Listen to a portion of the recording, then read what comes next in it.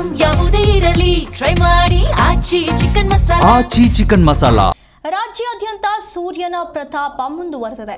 ಅದರಲ್ಲೂ ಬಯಲು ಸೀಮೆಯ ಜಿಲ್ಲೆಯಲ್ಲಿ ದಾಖಲೆಯ ಬಿಸಿಲು ದಾಖಲಾಗಿದ್ದು ಜನರು ಹೈರಾಣಾಗಿದ್ದಾರೆ.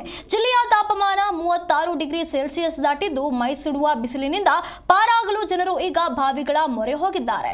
ಈ ಕುರಿತು ಒಂದು ಕಂಪ್ಲೀಟ್ ರಿಪೋರ್ಟ್ ಇಲ್ಲಿದೆ.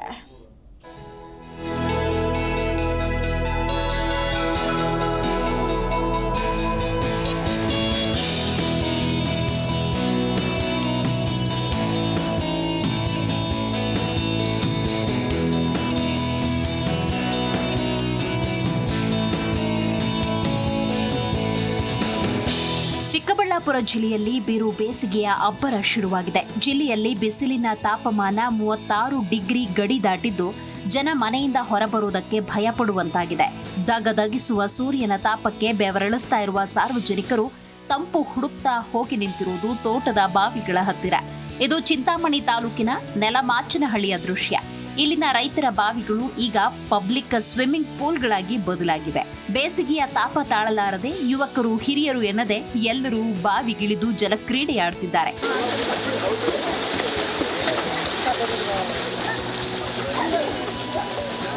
ನನ್ನ ಹೆಸರು ರಚನಾ. ಇವಳು ನನ್ನ ಮಗಳು ಚಾನ್ವಿ ಅಂತ, 3 ಇಯರ್ಸ್ ಬೇಬಿ. ನಾನು ಇವಳು ಚಿಕ್ಕವಾಗಿದ್ದಾಗ ಏನಾದರೂ ಮಾಡಬೇಕು ಅಂದ್ಕೊಂಡೆ, ಬಟ್ ಮಾಡೋಕ್ಕಾಗಲಿಲ್ಲ, ನನಗೆ ಆಪ್ಷನ್ ಇರಲಿಲ್ಲ. ಸೊ ನಾನು ನನ್ನ ಮಗಳನ್ನ ಹಾಕ್ತಾಯಿದ್ದೀನಿ. ಲಿಮ್ಕಾ ರೆಕಾರ್ಡ್ಸ್ಗೆ ತರಬೇಕು ಅಂತ ಅವಳನ್ನ ಫ್ಲೋಟಿಂಗಲ್ಲಿ ಟ್ರೈನಿಂಗ್ ಕೊಡ್ತಾಯಿದ್ದೀವಿ. ಸ್ವಿಮ್ಮಿಂಗ್ ಎಲ್ಲ ಮಾಡ್ತಾಳೆ. ಸ್ವಿಮ್ಮಿಂಗು, ಬ್ಯಾಕ್ ಸ್ವಿಮ್ಮು, ಫ್ಲೋಟಿಂಗು ಎಲ್ಲ ಮಾಡ್ತಾಳೆ. ಜಂಪ್ ಹಾಕಿ 2.5 ಅವರ್ಸ್ ಮೇಲೆ ಇರ್ತಾಳೆ ನೀರಲ್ಲಿ. ಇಲ್ಲಿನ ಜನ ಕೇವಲ ತಾಪ ನೀಗಿಸಿಕೊಳ್ಳೋದಷ್ಟೇ ಅಲ್ಲ, ಇಲ್ಲಿನ ಮಕ್ಕಳು ಈ ಬೇಸಿಗೆ ರಜೆಯನ್ನ ಸದುಪಯೋಗ ಪಡಿಸಿಕೊಳ್ತಿದ್ದಾರೆ. ಈಜು ಕಲಿತು ದಾಖಲೆ ನಿರ್ಮಿಸುವ ಗುರಿಯೊಂದಿಗೆ ಪುಟ್ಟ ಮಕ್ಕಳು ಬಾವಿಗೆ ಧುಮುಕ್ತಾ ಇದ್ದಾರೆ.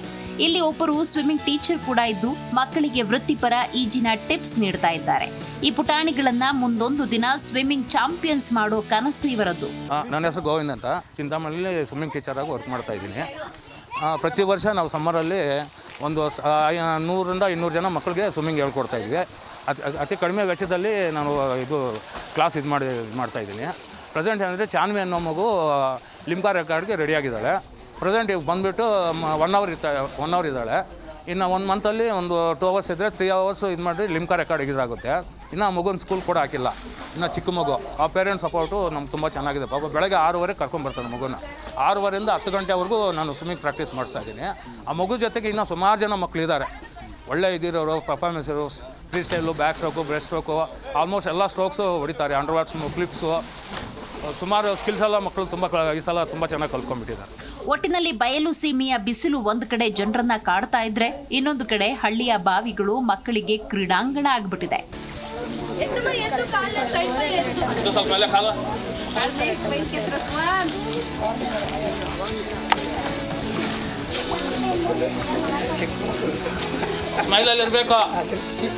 ಸುಡುವ ಬಿಸಿಲಿನಲ್ಲೂ ಈಜಿನ ಮೂಲಕ ಹೊಸ ದಾಖಲೆ ಬರೆಯಲು ಸಜ್ಜಾಗ್ತಾ ಇರುವ ಈ ಮಕ್ಕಳ ಉತ್ಸಾಹಕ್ಕೆ ಶಹಬಾಸ್ ಅನ್ಬೇಕು.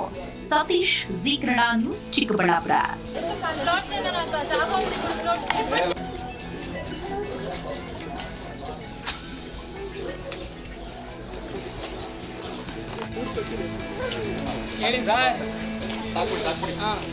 ಸಾಕು ನಾನು ಆಗ್ಲಾ